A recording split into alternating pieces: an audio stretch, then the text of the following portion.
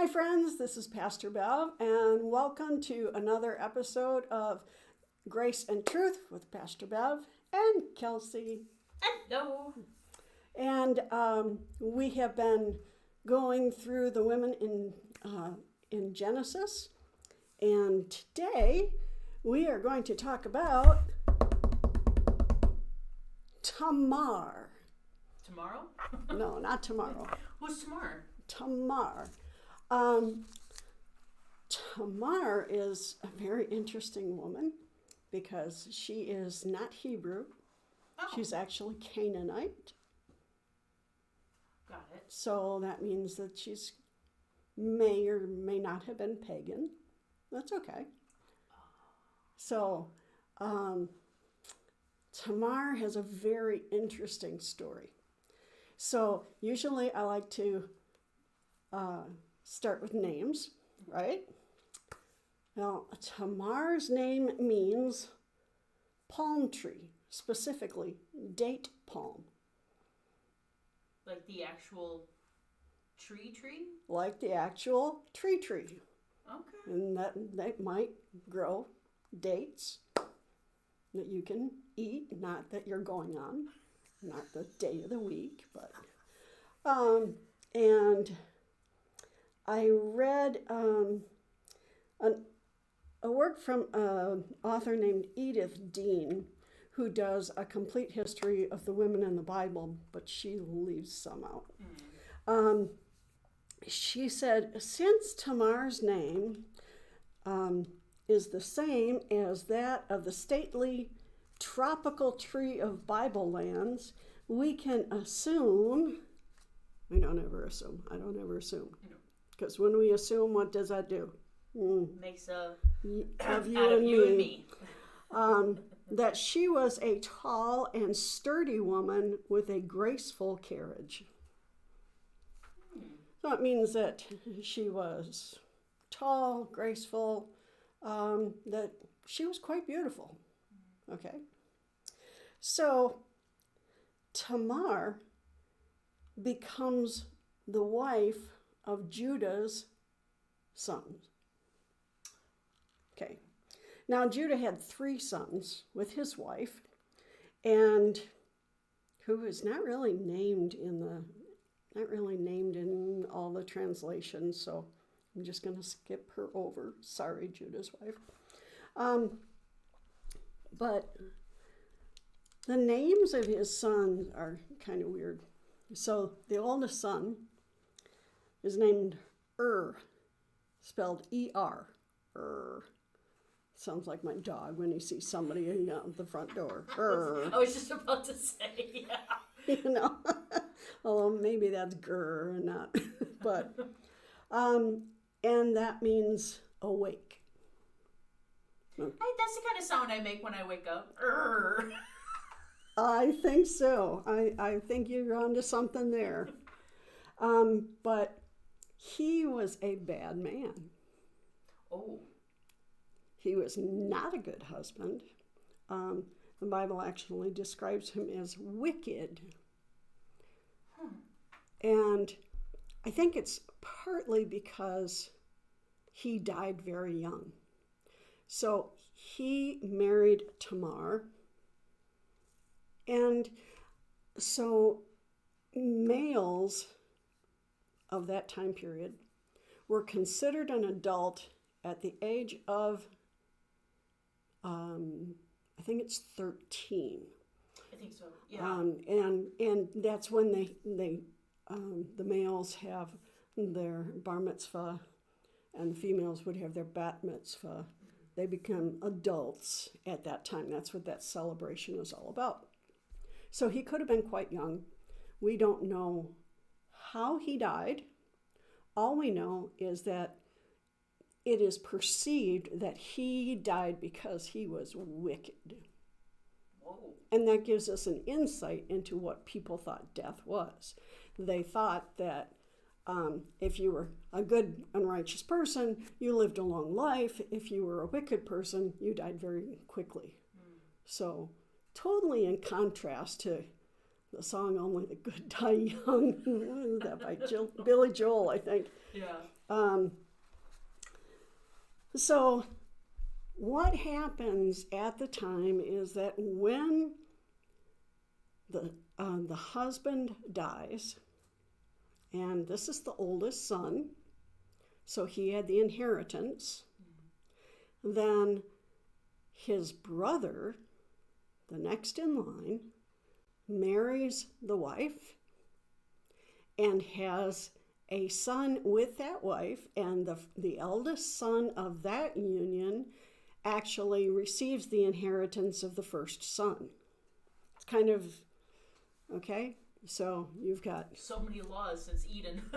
so many laws since Eden. But this was common practice because that way, the inheritance gets rightfully passed. And I'm not too keen on it. But evidently, his second son, whose name was Onan, O-N-A-N, which means strong, he wasn't a fan either. Oh, he didn't want the marriage. Oh, he definitely didn't want the marriage because he made sure that she would not get pregnant by him. And if you want the details on that, you can find that in well, we're adults, I think. So he would, used an ancient method of birth control. I like that. Yeah. Yeah. Yeah. Let's just call it that. He used an ancient method of birth control so that she could not possibly conceive. How the writers of the Bible know this, I have no idea. But it's not something I would write in my diary. No. But now think for a moment. From Tamar's opinion, she was married to this man, and yet he wasn't fully committed to the marriage, and he was denying her the right of having a child. So it was very important for a widow to have a son to take care of her. And when the son got to a certain age, 13, then her son could support her all of her life. And so she had a means of support. Right. So by him doing this, he was ensuring that she would not have any children. And actually, she had that right to have children. So then the youngest son, whose name is Shelah, S-H-E-L-A-H, means petition. Really? Okay. So when Onan passed away, and it said that he made God very angry because he was doing this, and that's why God took him. Okay. One of the biggest things that you said earlier and stuff was when Adam and Eve left the Garden of Eden and stuff, he says, go and be plentiful. Right. And stuff. And that was not just denying Tamar children, it was also denying God the plentiful of people on the earth. Right. Okay. And now we're not told if Onan had children by another wife or not. That the story remains mute on. Otherwise, he might have wanted to have children. But what is being implied, what's being implied is that he wanted the complete inheritance for himself and possibly the wife of his choosing or whatever. He didn't want a son of his to get something that he couldn't have himself. I can kind of understand that, but it's complicated, right? We use that term a lot, right? It's complicated. Yeah, tell me about your family. It's complicated. So, when it came to the third son, Judah was like, He thought Tamar was bad luck. He's like, no, I'm not going to give her a third son of mine. So he tells her, after the death of his first son. Then Judah said to his daughter-in-law Tamar, and this is from 38, chapter 38, verse 11. I should probably read it out of the Bible because that'll give it more authority. Then Judah said to his daughter-in-law Tamar, remain a widow in your father's house until my son Shelah grows up. For he feared that he too would die like his brothers. So Tamar went to live in her father's house. So, I mean, she was being stripped of any rights, and basically she's like, go home to your father. You're not part of our family anymore. So, by being a widow in her father's house, she would have absolutely no inheritance rights, because he promised that when Shelah grows up, you'll marry her. What does that sound like? That's actually a betrothal.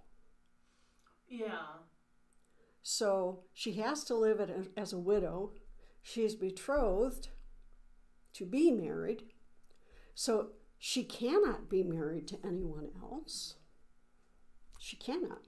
And not just because of the implied proposal, but because a widow who was living in her father's house could not marry.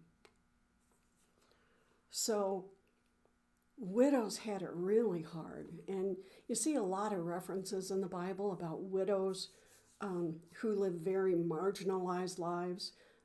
Jesus says, remember the widows. Paul says, remember the orphans and the widows. So if you, and I'm going to go forward a little bit. In the book of Ruth, how does Ruth was a widow, and how does she help sustain her and her mother-in-law, Naomi?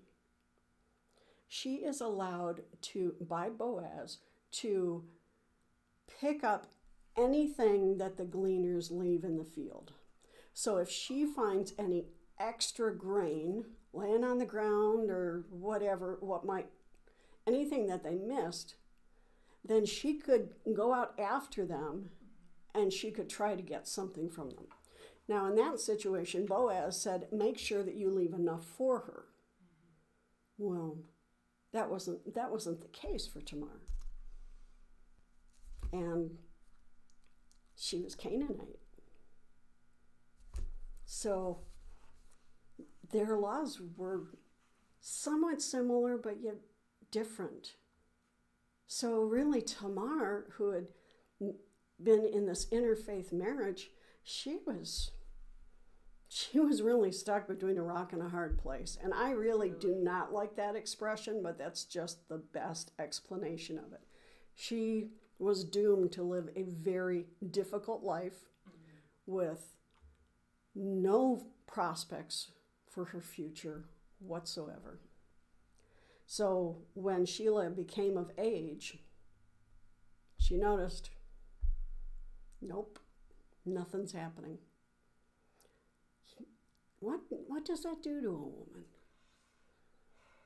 To be cast aside, and some years have passed, and you're supposed to be in this relationship, and you're supposed to be honored as a woman, as a wife, as the wife of the eldest son. And more than likely, the women were more to blame of not having a child than the gentleman. Exactly. Yeah. Right. So we had talked about the stigma of being barren with Sarah. Yes. That she was absolutely stigmatized by that. As a widow, she had to wear widow's garb. She couldn't wear her beautiful clothes or anything like that. She had to be in widow's garb all the time. That's really got to be a drain on you too. But then Judah's wife dies. So probably some time had passed, and it was time for the sheep shearing to happen, because they do that once or twice a year. I'm not sure. I don't know about sheep. Yeah. But I know that it's like in Australia, it's big parties when they have sheep, and the guys come and they shear the sheep and they get the work done, and then they take care of that, and they will go into town and they will sell what they have, the fleece, right? So Judah went to town, and Usually once a year, and it's in the springtime when they do it, so you that they'll have Googled it enough. already. I googled it for you, and they do it so that they'll have enough wool for the winter. Okay. And everything. Okay, so they probably kept some aside. So Judah is now a single man without a wife, which, that's an indicator that he really is a devout man, because he only had one wife. Yeah. He lost his wife. Tamar knew what town he was going to go into, because she had been full part of his household. She knew what town he was going to.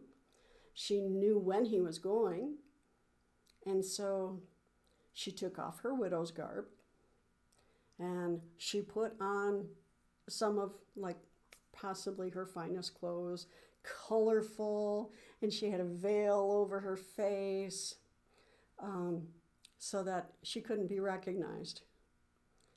And like Edith Dean says that she was standing by the road, but she was probably sitting, because if she was pretty tall, she might stand out in the crowd, literally. But she was at the well in the middle of the day, or not the well, but in the middle of the city, in the middle of the day. And so Judah assumed that she was a prostitute. We don't know how he made that assumption, but okay. Now, it was not good for a widow to be a prostitute. In fact, she could be burned alive for being a prostitute, or because that's basically adultery, right? We know that the Bible frowns on adultery, but somehow it does not frown on the fact that Judah went to a prostitute. So we'll think about that and save that for later. But so he approaches her, and she tells him a price, just like a prostitute would do. She says, okay, give me a lamb from your flock. And he's like, well, I don't have my lambs with me. Right. And he said, but I'm good for it. So now if you are in a store and you don't have money to pay, if you like got to go out to your car or something, they'll, it used to be that you could like leave your driver's license, and here's my driver's license, I'm going to go, or some form of ID, or the merchandise, and I'm going to go back and get it, and I'll be right back, and you can buy it. I mean, if you watch Reacher, it's in there.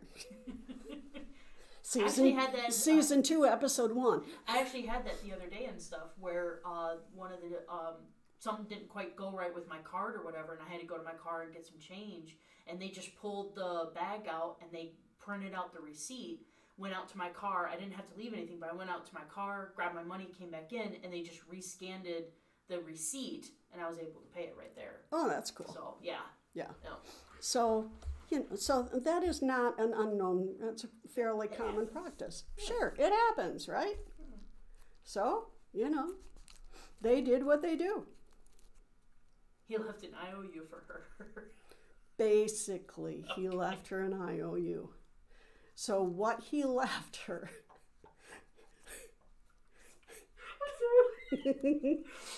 Oh, no, well, it wasn't really an IOU, but. Yeah. So he left her his identification. Okay. So because he was a shepherd, he had a shepherd's staff. And, he had 11 brothers. They were all shepherds. So you don't want your staff getting mixed up with anyone else's, right? So you might mark it differently, might put a little paint on it, might, however. But like a little ribbon or something like that that's specific to you. Something that was easily recognizable, so that this is Judah's. And he left her with his seal. So a seal might have been, it was something to make a mark, a distinguishing mark. So, it could have been a rock or whatever. Usually they wore it around their necks or maybe a shell or something so that it would distinguish that this is Judah's mark. Okay? Because remember, they didn't have cursive back there. There was no signatures back then. They didn't have a driver's license. They didn't have any ID. No form of ID whatsoever. But he had that, and that was his identification. So then, a couple days later, he comes back to pay her off with the lamb. She's not there. And he asks one of the townspeople, what happened to the temple prostitute that was here? They're like, we don't have a temple prostitute. We don't have any prostitutes here. We don't. And he's like, oh. So, in the back of his mind, he must have been going, what did I do? I messed up. Yeah, he really messed up. Really messed up. And then he found out his daughter-in-law, Tamar, was pregnant. And he found it out through the gossip chain. Somebody wanted him to know, your daughter Tamar is pregnant. She's been fooling around. Oh, he just became enraged. And what do you think he wanted to do to her? Burn her. Absolutely. Let's see.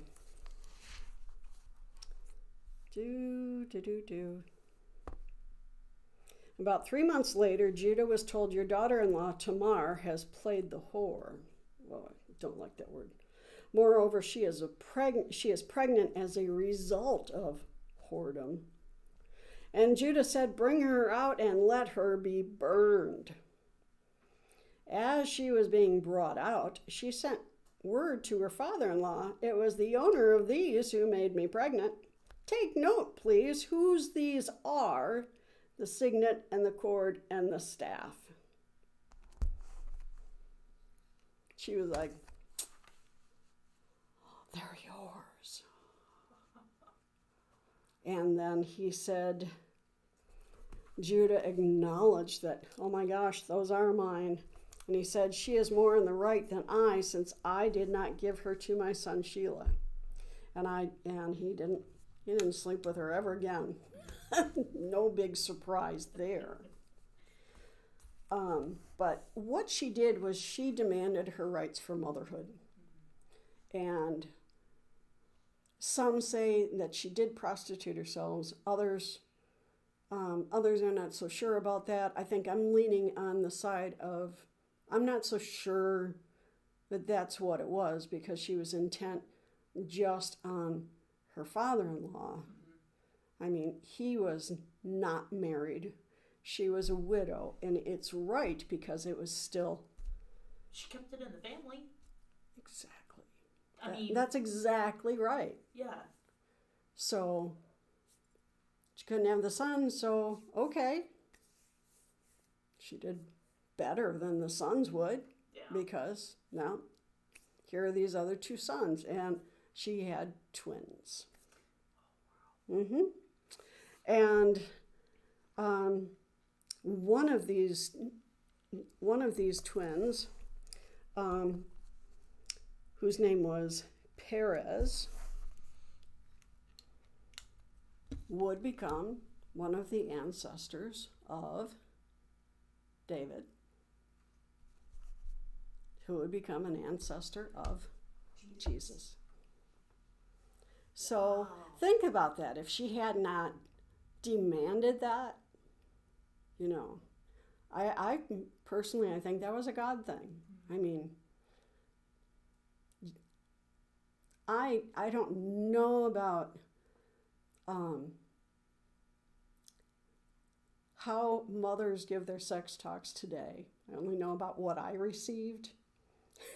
And the sex talk that I received as a teenager was make sure you go on a pill a month before, because even one time can get you pregnant.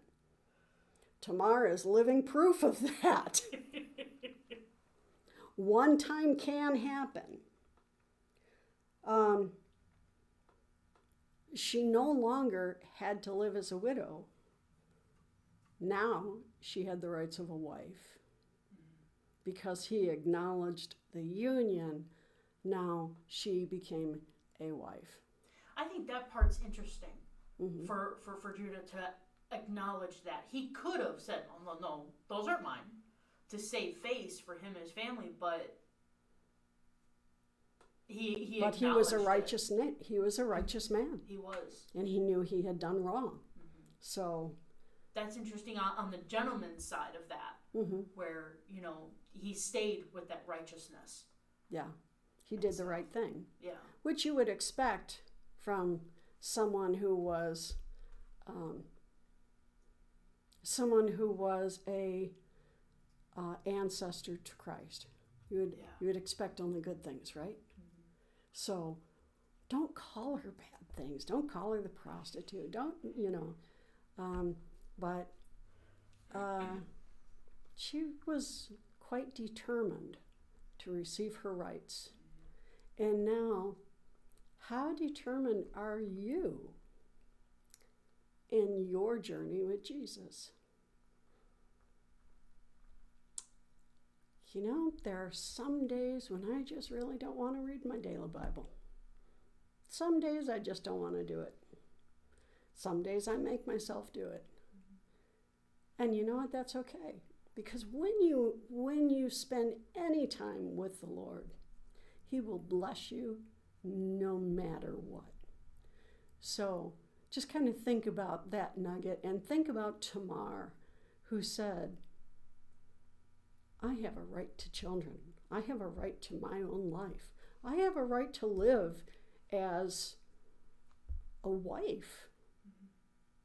That was a very important thing then.